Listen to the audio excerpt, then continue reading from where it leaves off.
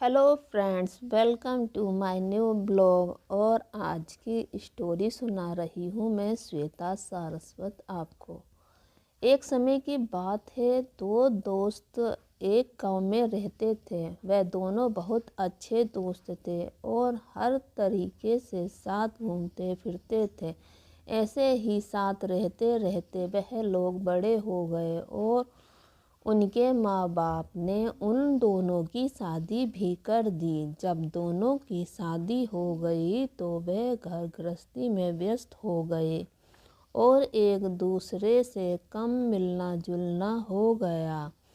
इससे वह अपने अपने कार्यों में व्यस्त हो गए और उनकी ज़िंदगी इसी तरीके से आगे की ओर बढ़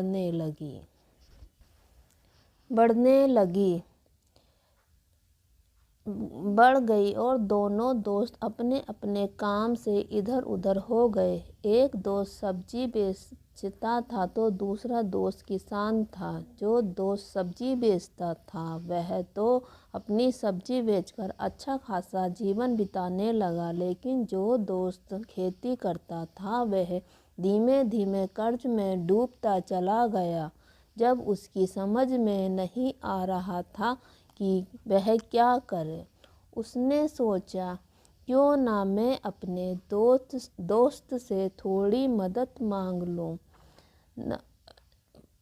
तो वह साहूकार का बढ़ गया है, उसको थोड़ा चुका दूंगा। जब मेरी फसल कट जाएगी तो दोस्त का पैसा भी लौटा दूंगा और बचा हुआ साहूकार का पैसा भी दे दूंगा। यह सोचते हुए वह अपने दोस्त के पास गया। उसने कहा, अरे यार, आजकल कहाँ हो, दिखाई नहीं देते। तब उसके दोस्त ने कहा, तुम भी तो दिखाई नहीं देते हो, बहुत व्यस्त हो गए हो, तुम भी तो दिखाई नहीं देते हो। उसने कहा, चलो छोड़ो इन बातों को, मुझे तुमसे ज़रा थोड़ा काम था।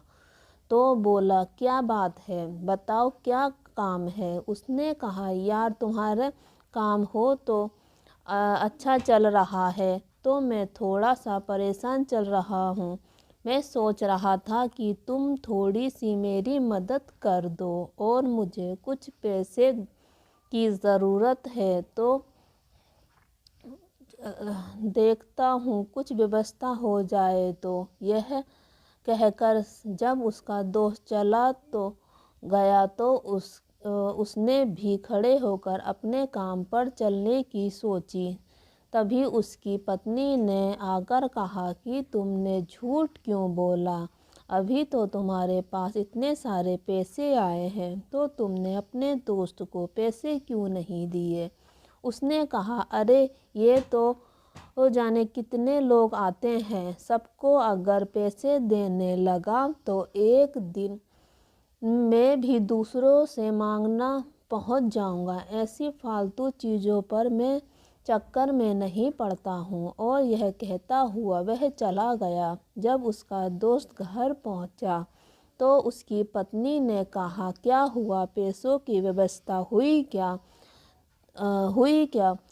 क्या? तो उसने कहा, अरे हो जाएगी, चिंता काहे को करती हो, कुछ ना कुछ भगवान करेगा ही, यहाँ नहीं तो कुछ कहीं और पैसों की व्यवस्था हो जाएगी। यह कहता हुआ वह बैठ गया। तो उसकी पत्नी ने कहा, आप बैठो, मैं थोड़ा खाना बना देती हूँ। जब वह बाहर कुएं पर पानी लेने गई तो कुएं में देखा कि कुछ पड़ा हुआ है और पानी भी तले में चला गया है। तो उसने जाकर अपने पति से कहा कि आज कुएं में पानी सही से नहीं आ रहा है और कुछ पड़ा हुआ भी है, तुम उतर कर देखो तो सही, आखिर कुएं में है क्या। तो उसके पति ने कहा, लाओ यही काम कर लेते हैं।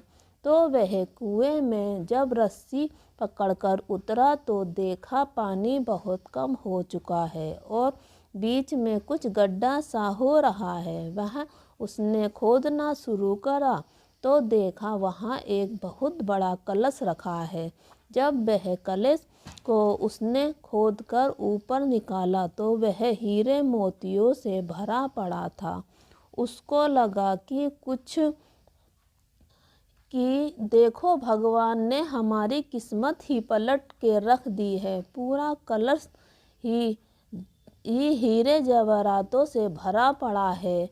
अब हमें किसी से पैसे मांगने की कोई ज़रूरत नहीं पड़ेगी। भगवान ने अब हमें इतना दे दिया है कि साहूकार का कर्जा भी चुक जाएगा और बच्चों के भविष्य के लिए भी पैसे जमा कर लेंगे।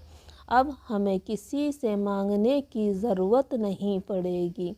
यह कलश देखकर पति पत्नी बहुत खुश हुए और उसने एक अच्छा कारोबार उसी गांव में शुरू कर दिया। तब उसका कारोबार दिन ब दिन तरक्की होती गई और एक दिन वह धनवान साहूकार बन गया। तब उसके पास वही दोस्त जिसके पास वह पैसे लेने गया था, वह पैसे मांगने आया। उसने कहा, अरे यार, मैं बहुत परेशान चल रहा हूँ।